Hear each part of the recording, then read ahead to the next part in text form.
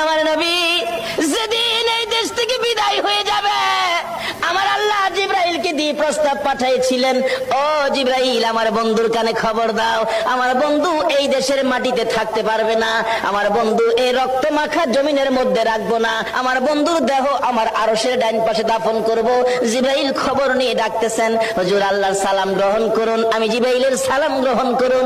আল্লাহর নবী গো, আপনার দেহ মুবারক আল্লাহর আরশের ডাইন পাশে দাফন হবে, আপনি খুশির সহিত কবুল করুন। আমার নবী কোনো কথা কয় না, দুইটা চোখের পানি ঝরঝর করে ছাড়তেছে। জিবরাইল বলেন, ইয়া রাসূলুল্লাহ, এত সুন্দর প্রস্তাব নিয়ে আসলাম, কোনো কথা কন না, খালি কাঁদেন কেন জানতে চায়। আমার নবী বলেন, জিবরাইল রে, তোমার জন্য খুশির খবর হতে পারে, আমি খুশি হতে পারলাম না। কেন পারলেন না? রে জিবরাইল, আমার দাফন আল্লাহর আরশের ডান পাশে হবে, আমি জানতে চাই আমার গুনাহগার উম্মতের দাফন কই হবে রে?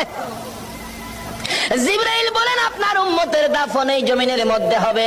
আমার নবীর কান্না আরো বেড়ে গেছে। জিবরাইল,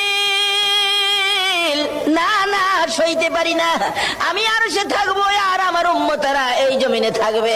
আমার মন মানে না, প্রস্তাব আমি রাখবো না। আমার পক্ষ থেকে একটা প্রস্তাব আমার প্রভুর দরবারে তুলে ধরো।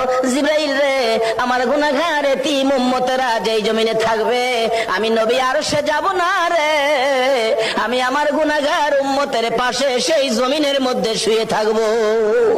আরে দয়ালো নবী, প্রেমের ছবি আর আসবে না জগতে, আমার দয়ালো নবী, প্রেমের ছবি আর আসবে না।